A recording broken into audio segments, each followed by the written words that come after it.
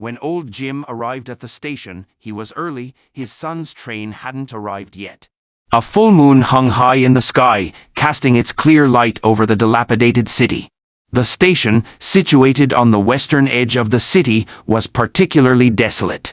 The exit was deserted, with only the sound of the wind rustling some scraps of paper, echoing with a lonely rustle.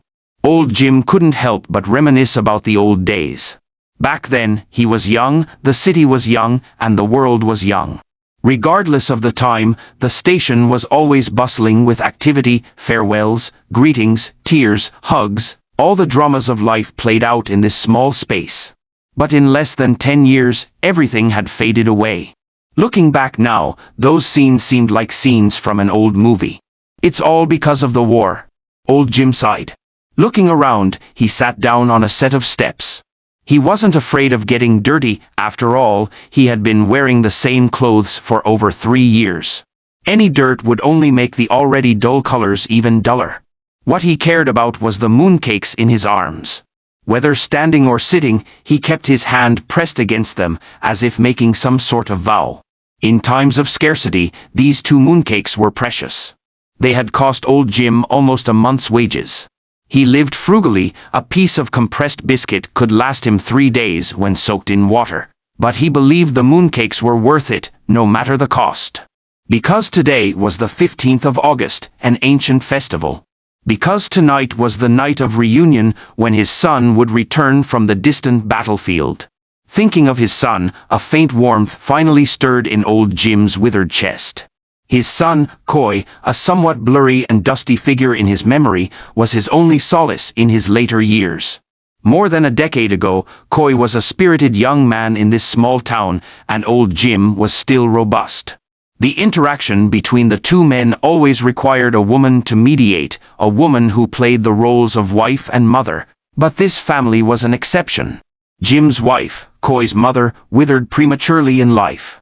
On her deathbed, her face still bore an expression of concern. She looked at her husband and son, 2 people who couldn't take care of themselves but would have to rely on each other for the rest of their lives. She wanted to say something, but in the end, she closed her eyes. Her worries came true.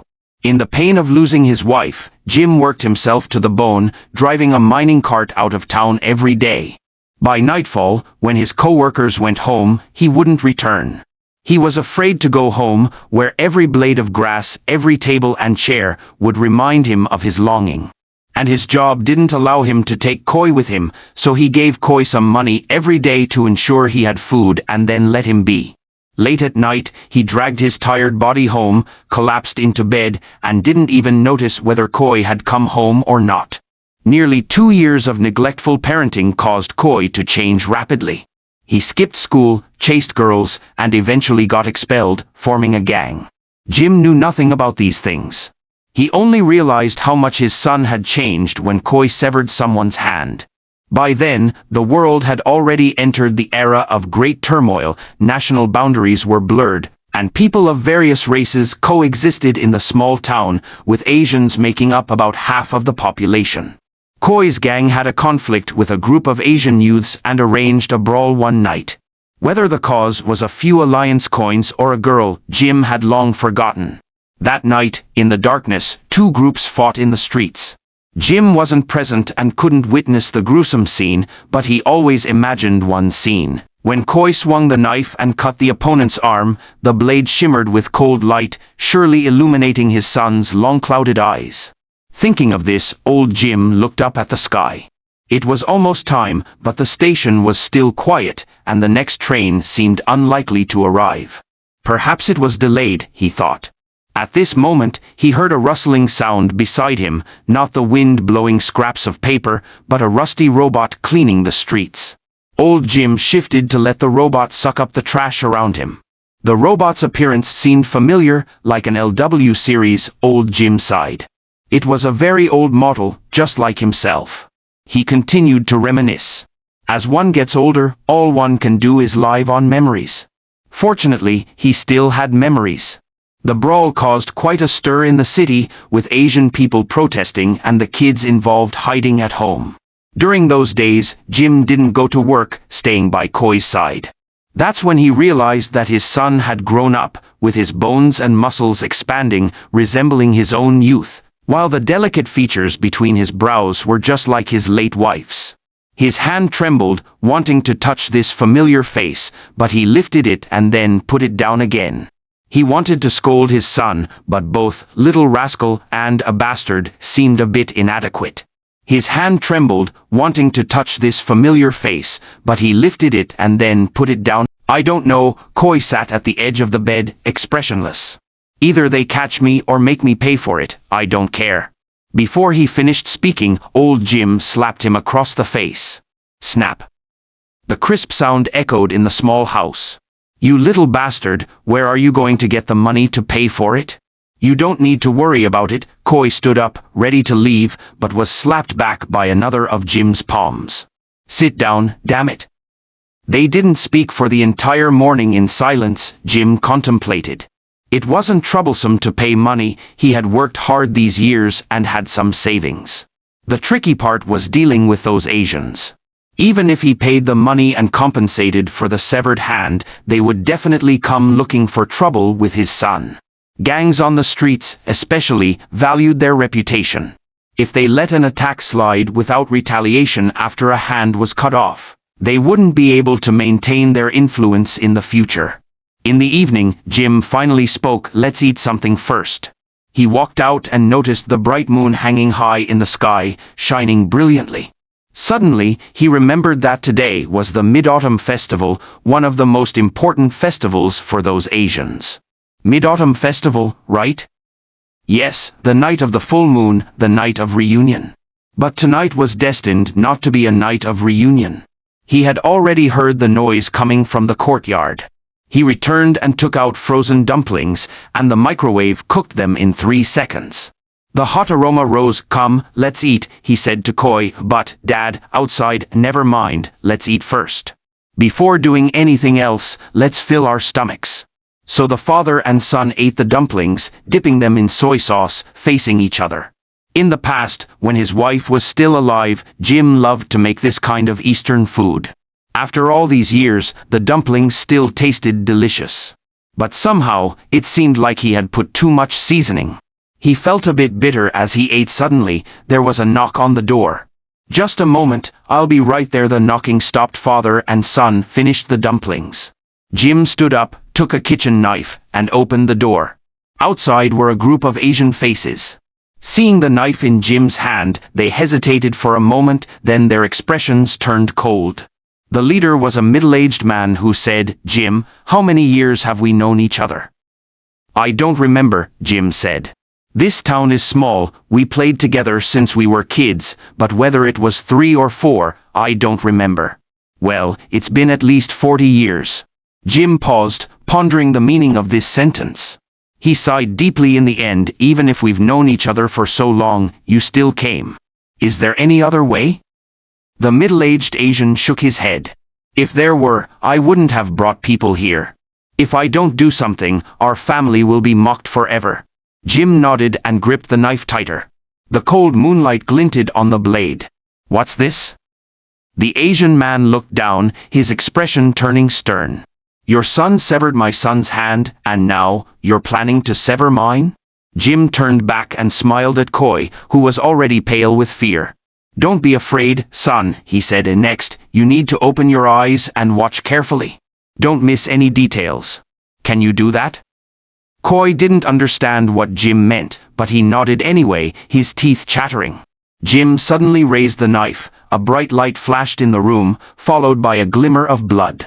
All the Asians were startled, stepping back, but as they regained their composure, they realized that none of their companions were injured. Now, is it okay? Jim asked, clutching his severed hand. As old Jim recalled this, his eyes twitched suddenly, as if the pain of the severed hand from many years ago had climbed back up his nerve endings. Although his hand had been reattached, after all these years, the stump still felt stiff and awkward, as if the flesh had rusted, making it difficult to move. It was quiet all around. The robot had already left, probably gone to the waiting room or elsewhere to clean up. While the exit was still empty, he glanced at the time. According to logic, the train should be arriving by now. The information board above the exit was damaged, cracks spread across it, and the red warning signs were incomplete, but the word delayed could still be vaguely seen. He reassured himself that delays were normal, just wait a bit longer. After all, the mooncakes in his arms were still warm. The night was still young, and he continued to reminisce. After that incident, Koi seemed like a different person, no longer going out to cause trouble. He took care of Jim's injuries every day. After they improved slightly, he studied the operation mode of the mining cart and then replaced Jim to work in the mine.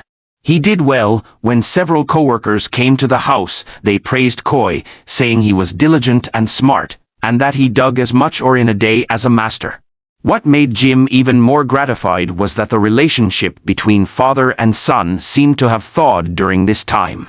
Koi cooked, did housework, and even patiently wiped Jim's body when he needed a bath. Jim thought that after his injury healed, he would hand over the mining work to Koi. It was tiring work, but legitimate, and they could make a living. After that, he should find a wife for his son. Who? Fanny, the waitress 2 blocks away from their house, seemed like a good choice. But his plans weren't finished. Because on the night when the bandage was removed, Koi told Jim that he had enlisted in the military. Jim instinctively wanted to slap him, but when he raised his right hand, a piercing pain spread through his wrist.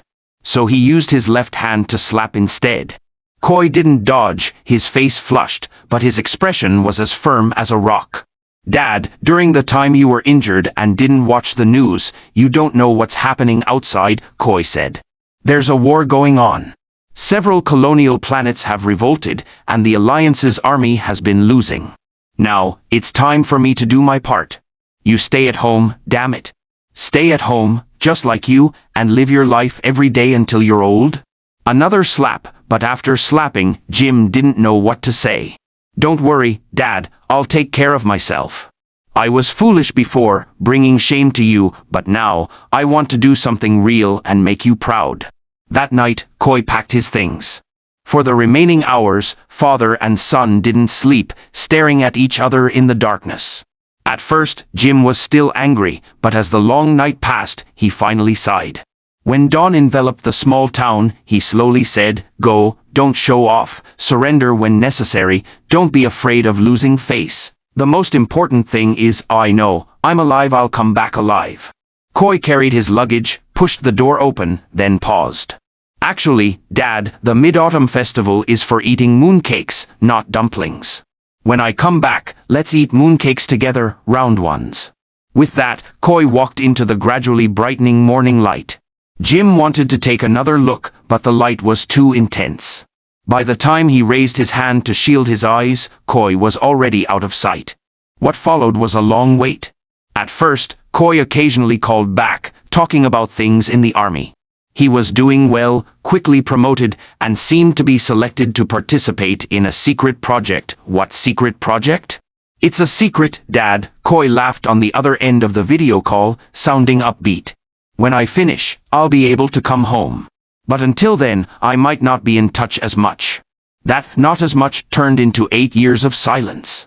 During those 8 years, the small town deteriorated rapidly, like a plant deprived of nutrients.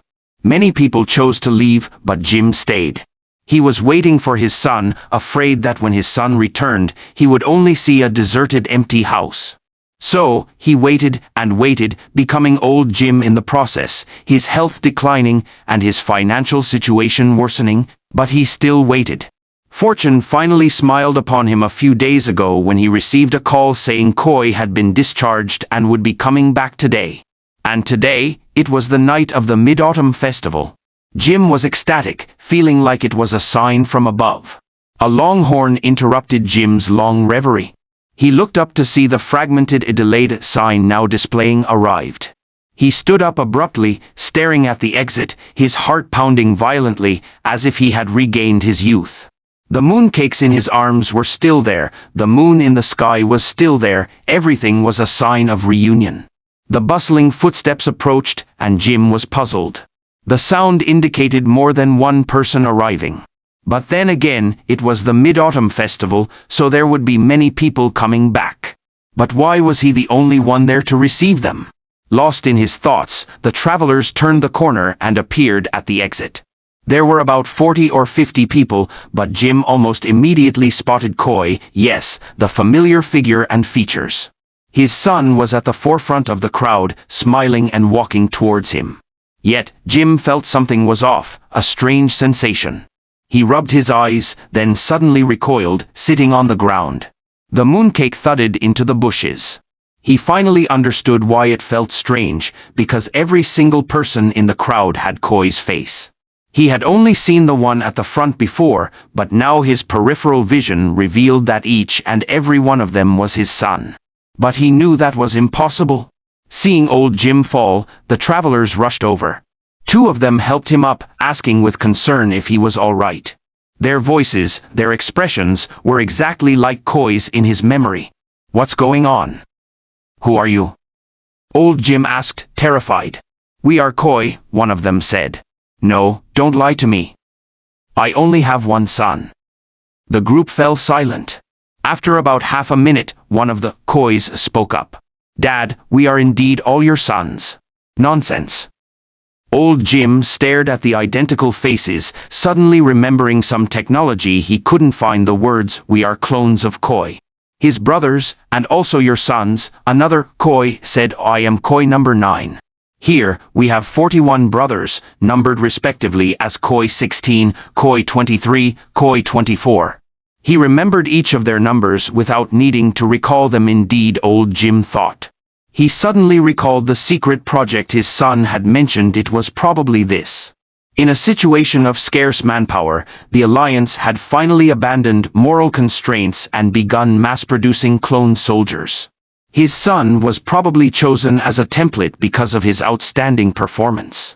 He didn't know whether to be proud or to smile bitterly. After listening to Koi number 6's introduction, he realized that none of them mentioned the original Koi. "Where is Koi? I mean, the real Koi?" Old Jim asked. None of the clones spoke. Their somber expressions told old Jim a fact he didn't want to face. His cracked lips trembled, his graying hair swayed, and his bony chest heaved. Suddenly, he spoke loudly. "Koi, Koi, are you hiding in there? Come out, stop playing tricks on your old man." "I am currently the Koi with the lowest number in existence," Koi number 9 said.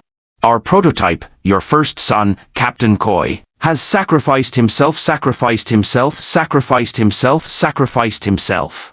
These 5 words circled, howled, screamed in old Jim's mind, finally turning into sobs. Under the moonlight, old Jim felt his eyes moisten. These eyes were already withered, with shriveled eyeballs, sunken eye sockets, yet they still shed tears. The captain sacrificed himself during the Battle of Gumoral Star. He was on a bombing mission, intending to destroy the enemy camp. When the aircraft reached high altitude, the neutron bombs dropped were all bounced off by the dome shield. The captain decided to lead a small team to attack from the ground. The dome shield could only identify activated bombs, so the captain took the neutron bomb inside. Just as it started, the enemy discovered it. The captain stayed behind alone for 5 minutes to prevent the enemy from clearing the bomb. After 5 minutes, the neutron bomb exploded. "No, don't say any more." Tears streamed down old Jim's face, his voice hoarse. The activator of the dome shield was destroyed. The breach allowed our comrades in the sky to complete the mission. The situation on the battlefield of Gumoral Star began to turn around after this mission. The captain was awarded the first-class merit. Old Jim felt cold, hugging his shoulders tightly, but couldn't stop shaking. "That rascal, I told him not to be brave." He trembled. Staying alive is the most important thing. But staying alive is not easy. The captain had 10,000 clones deployed in various battlefields. Now, only 42 are left. The sadness in this statement made old Jim slightly calmer. He surveyed the surroundings and asked, "So why are you here now?" "Not long ago, when I was organizing the captain's belongings, I found his video logs. For years, no matter how difficult it was, he recorded a segment every day. He missed you greatly, Dad. In the logs, he said if he had another chance, he would still join the military, but he would wait until you were older. Old Jim choked up. He had a tattoo, your portrait. He inked it on his chest. Every time he got hurt, he'd press his chest and tell himself he could hold on. In that mission, he told his brothers to retreat, but he stayed behind. When the explosion happened, some of his brothers heard his last words. As Koi number 9 spoke, his voice choked up. He took a breath before continuing. He said, "Look after my dad for me." Old Jim couldn't hold back any longer. His legs gave out, but he was immediately supported by someone behind him. Dad, one of the Koi clones, perhaps, said, "Be careful." So, I applied to the superiors to fulfill the captain's wish. Now is the most critical moment in the war, but the generals didn't oppose it. They recalled us from various battlefields, brought us here to spend the Mid-Autumn Festival with you. This ancient festival symbolizes reunion, something the captain often mentioned. How long will you stay? We'll be leaving tomorrow morning, Dad. We only have one night. So hurried. Old Jim stuttered, "You've been through so much, it's not hard for us. We're returning home, as sons visiting their father, reuniting as a family on the night of the Mid-Autumn Festival. Dad, we're all your sons." My sons? Old Jim muttered this time. Everyone surrounding him spoke. They said, "Yes, sons, we're all your sons." He stopped trembling, carefully looking at the 42 people who had returned from distant battlefields. Each of them came from his own genes, identical in appearance, but upon closer inspection, one could find subtle differences. Some had scars on their cheeks, some had short hair, some had torn clothes, and one even needed a cane to stand. But every one of them had a smile on their lips, tears shimmering in their eyes. Each one was his son. "Let's go," Old Jim said. "Sons, let's go home." When the moon was at its zenith, the cleaning robot LW-31 returned to the exit. It had cleaned here before, but there had just been a large group of people standing here.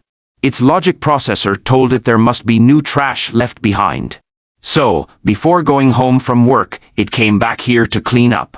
Sure enough, LW-31 found new trash by the steps, or rather, not trash. It scanned it and identified it as mooncakes.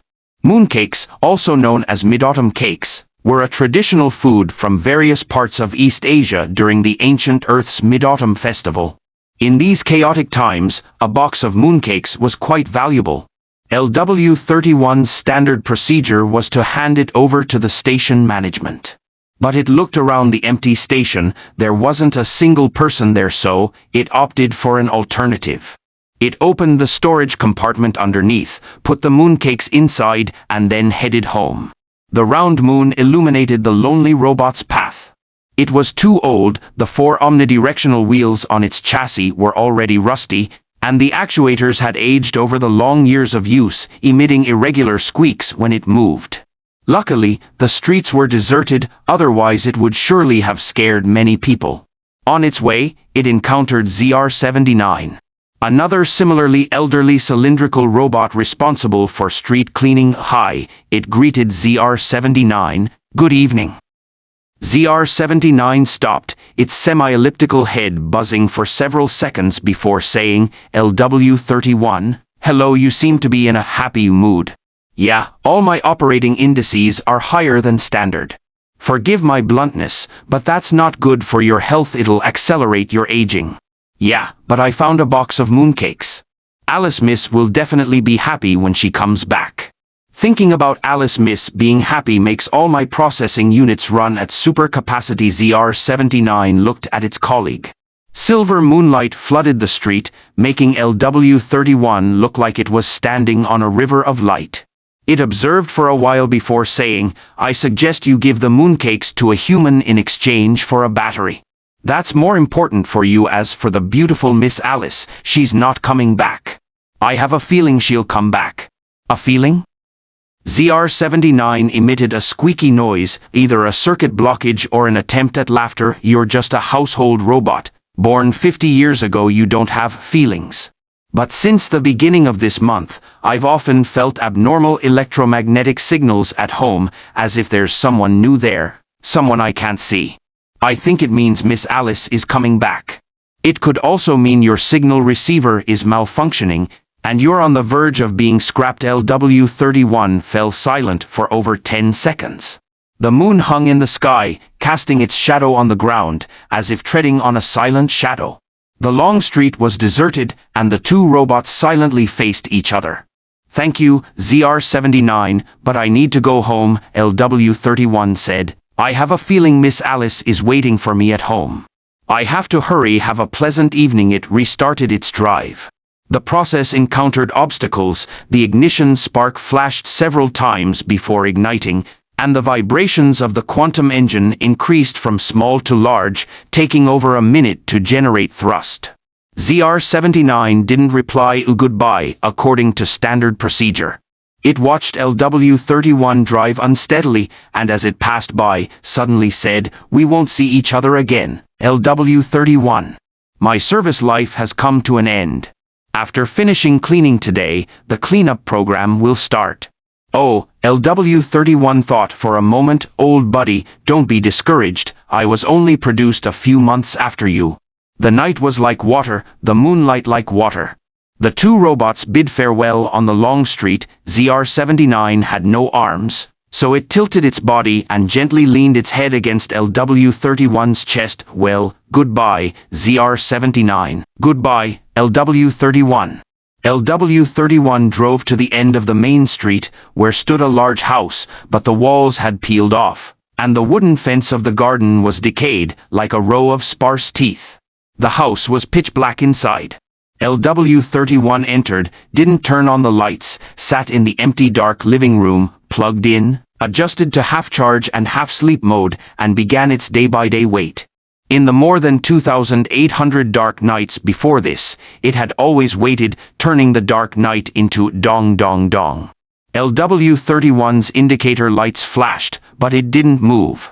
It sensed the abnormal electromagnetic waves in the air, thinking there was another malfunction, and the sound receiver also hallucinated. But no, because in this midnight, not only did the knocking sound come, but also shouts. LW31, "Open the door, I'm hungry." LW31 hurried to the door, running too fast that the power cord made a bang sound and was torn off. LW31 ignored it, even though it was its last spare power cord, and this old model was no longer available on the market. Opening the door, it saw Miss Alice under the moonlight. Just like in memory, she wore a floral dress with a youthful face, her golden hair flowing in the moonlight. She tilted her head back, pouting slightly. "LW31, why are you so slow? I've walked for so long to come back, and you won't even open the door for me." I, LW31 stuttered. "I did open it, didn't I? Come in quickly." Alice pouted, looking unwilling, but her little hand was already reaching for LW31. Leading Alice inside, LW31 turned on the lights, and the entire living room was spotless. "You've been cleaning this house all along?" "Yes, I've been waiting for you to come back." "But it's been 8 years, Alice bit her thumb, tilting her head to the right. "What if I didn't come back? Did you forget? 8 years ago when you left, you hugged me and said to wait for you, that you would come back to see me." LW31's tone was serious. "At that time, Mr. Charles took your family to the 14th colony planet. You packed a lot of luggage, but maybe it was rushed and forgot to buy me a ticket, so I could only stay here. When you left, you hugged me and cried, unwilling to leave. I said I would wait for you here. Finally, Mr. Charles pulled you away, and you shouted loudly for me to stay here and wait for you. So, I've been waiting for you here." It seemed rare for it to speak such a long string of words. As it continued, its voice trembled a bit. But there were stars in Alice's eyes, and she took a step forward, hugging LW31. Her height was the same as 8 years ago, only enough to hug LW31's leg. LW31 trembled for a moment, then quieted down. This quiet lasted a long time. The only sound in the room was Alice's breathing and the sizzling sound emitted by LW31 when it received abnormal electromagnetic waves. Apart from this, there was silence, and moonlight flowed slowly through the window. "Oh right, Miss Alice, I found your favorite mooncakes." LW-31 opened the storage compartment and took out the mooncakes. Since it's still midnight, why don't you eat them? Eating mooncakes tonight symbolizes reunion, just like I saw you again tonight. Okay, LW-31, you're amazing. Then you should eat. It's almost dawn. Mooncakes shouldn't be eaten alone. It's better to eat them together with loved ones for a reunion. But I came back alone, and there are no loved ones here. LW-31 squatted down, facing Alice, its damaged silicon crystal eyes reflecting light, looking a bit confused, perhaps even crying. It spoke word by word, "You are my loved one, my only one in this world." Only what? But Alice's question didn't get an answer. LW-31 remained stiff in its crouch, but the sizzling sound that had been constantly emitting from its body disappeared, and its indicator lights dimmed. LW-31? Alice tentatively called out, then realized that the robot in front of her was completely scrapped. It had worked for 50 years, lacking maintenance, and many parts had aged. Combined with the sudden tearing of the power cord just now, its body functions were completely exhausted. It squatted on the ground, arms half extended, palms still holding a box of mooncakes. Alice took down the mooncakes, her petite body leaning towards LW-31's hand. LW-31's body had always been cold and hard metal, but for some reason, the sensation on her cheek at this moment felt warm, soft, as if the moonlight had gently flowed over her cheek after being heated by a microwave. "Happy Mid-Autumn Festival, my LW-31, she whispered. Ding, ding, ding. The midnight bell rang, and the moonlight outside was as clear as water. After midnight, the silver moon hung low, as if hanging on the roof like a disc. Miss Alice diverted her gaze from LW-31 and looked at the night sky. The moon magnified infinitely in her eyes. She could even clearly see the scattered crater on the surface of the moon. "The time has come," she said to herself. Her body began to fade, the air seemed to be some kind of solvent, and her skin, along with her clothes, melted. If LW-31 could still function, its signal receiver would surely scream at this moment, as the electromagnetic wave interference in the air reached its peak. In almost the blink of an eye, Alice completely disappeared. The box of mooncakes hung alone 60 centimeters above the ground, indicating that there was something in the air. At least not completely empty, but an alien. This was a life form gathered in the form of electromagnetic waves from a distant planet at the other end of the Milky Way, beyond the territory of the Human Alliance. Its name was very complicated. If expressed in words completely, maybe the book you're holding isn't thick enough. So, let's simplify it and call it a K, coming from a semi-dying science fiction author's pen name. A K was an observer of the civilization level of the Galactic Federation, responsible for evaluating this small civilization located inside the inner side of the Orion Arm. It had been on Earth for a long time, starting from the race called humans, silently watching until now, as they expanded into interstellar space. In order to maintain the fairness of the evaluation report, according to the standard procedure, it was not allowed to have any influence on the progress of humanity. But the predecessor just violated this rule. A signal suddenly came through. Yes, a G, another simplified name representing a K's colleague, another observer of this civilization. This is the second time. I don't understand. As an observer, the predecessor has high professional ethics. You've completed thousands of tasks without a single mistake, and because of your accurate evaluation, thousands of civilizations have gained the opportunity to join the Advanced Federation or continue to develop. Each standard year, you are awarded the title of Outstanding Observer, which makes me envy. But why did the predecessor make 2 mistakes in a row on this insignificant planet? A K pondered. It was very serious, emitting strong wave disturbances causing the lights in the living room to flicker constantly.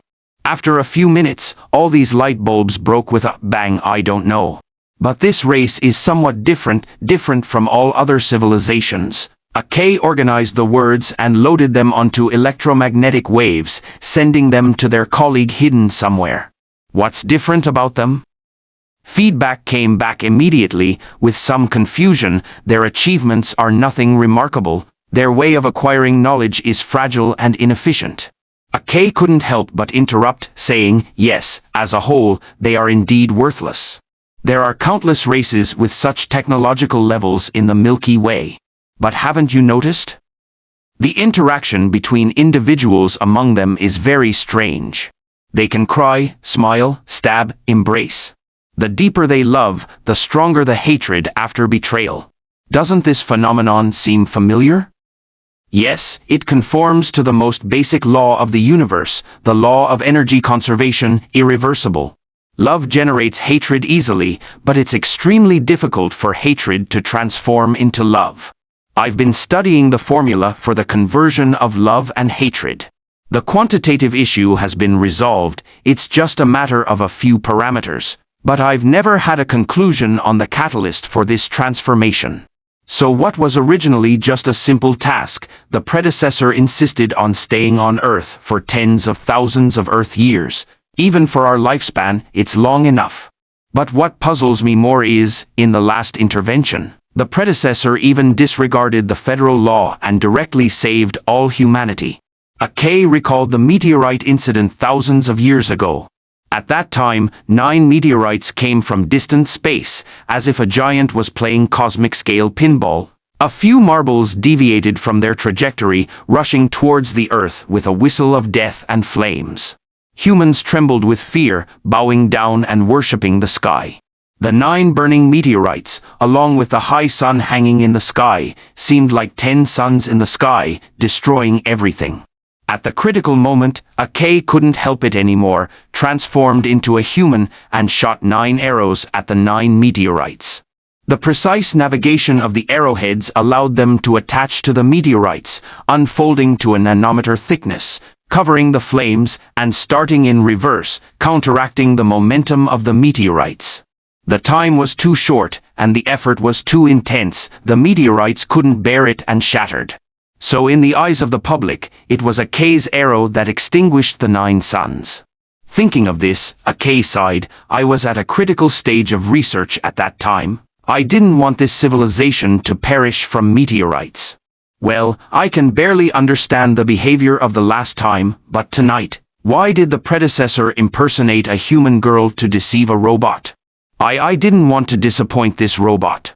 I've been here for a few days and found that it has been waiting, but the Alice it's waiting for has grown up, turned into a girl, secretly admiring the handsome boy next door on another planet, worrying about the pimples on her face, and agonizing over who to choose as her dance partner for the graduation ball.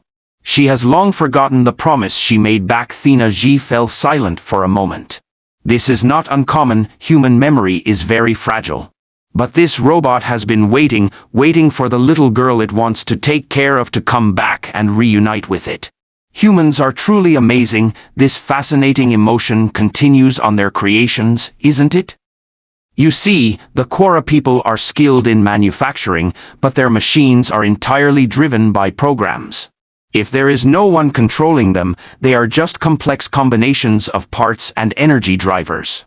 As these words were spoken, LW-31 was still squatting on the ground, its arm outstretched, moonlight streaming through the window onto its corroded body. As long as the predecessor is willing, repairing it is very simple. But that's just eternal waiting, daily disappointment. So, on the last night, did you give it hope? In fact, a K wanted to sigh like a human, but couldn't do it at all, so it dispersed its body, spreading it to the outskirts of the room. The mooncakes also rose, spinning slowly in the air. Moonlight penetrated a K's body in an instant. The feeling was indescribable, but the electromagnetic waves it emitted were filled with deep loss. Actually, it found out that I wasn't its little mistress. It's smarter than I imagined, and it knows that Mr. Charles didn't forget to buy it a ticket because he was in a hurry, but because he despised it for being too old and planned to throw it away like garbage. But its circuit deliberately ignores this inference every time. Yes, the Miss Alice you impersonated today looks exactly the same as 8 years ago. It knew you were fake. But it still treated me as its Miss Alice. A K was speechless for a while, hovering in the air. A G didn't speak either, and there was silence in the communication channel between the two. Oh, what are you doing? After a long time, Akei suddenly asked. I'm on the moon, I just remembered that I haven't seen you yet. Since receiving this task, we have been collecting data on various planets. Sometimes we pass by each other, but neither of us has revealed our form. What do you look like? Aji seemed to be laughing, basically the same as the predecessor, the only difference is the frequency of the waves. The moonlight brightened a bit, seemingly tainted by Aji's laughter. Akei looked up and saw the round moon, and it thought, the sunlight shining on the moon, shining on Aji, and then being reflected here. Maybe the beam of light that passed through Aji also passed through its own body. Hey, today is the Mid-Autumn Festival of Humans, which emphasizes reunion. How about you, do you miss home? A little bit. This is my first task, and I didn't expect it to take so long. Then why don't you go back earlier? Your evaluation must have been completed long ago. This time, Akei waited for a long time before getting an answer. I'm waiting for you, predecessor. Why do you have to wait for me? Are you afraid of getting lost? Aji said, I admire you, predecessor. I applied for this mission because I saw you were here. Many times I watched you delaying the submission of the report, although I didn't understand, but you must have your reasons. Please rest assured, continue your research, and I will try my best to help you request an extension of the investigation period from the Federation. Akei pondered over these words, circling back and forth on the roof. This time it had to think more seriously. Even the surrounding moonlight was distorted. From a distance, you could see a halo swaying. Aji, can I come to the moon to see you? I have a box of mooncakes, but, predecessor, we are electromagnetic beings and cannot digest organic food. The halo formed by Akei's body became brighter and brighter, and you could see beams of light rapidly darting along an arc-shaped trajectory inside, as if countless fish were trapped inside. At a certain moment, the beams of light suddenly stopped, and Akei said the last words, I know, but humans make mooncakes for reunion, for seeing each other, for being together. That's the most important thing, isn't it? Yes. The ball of light on the roof suddenly contracted, then bounced out and rushed towards the bright moon in the night sky. Almost in the blink of an eye, it disappeared into the vast moonlight. The small town returned to calmness, as if nothing had happened, the only spectator being the moon. It had seen clones, robots, and aliens, but it remained silent as it had for billions of years. Until tomorrow, someone would see the lonely streets, see the scrapped robot, see a group of sons bidding farewell to their father, but that's all for tomorrow. Tonight, the moon was high in the sky, and people were reunited.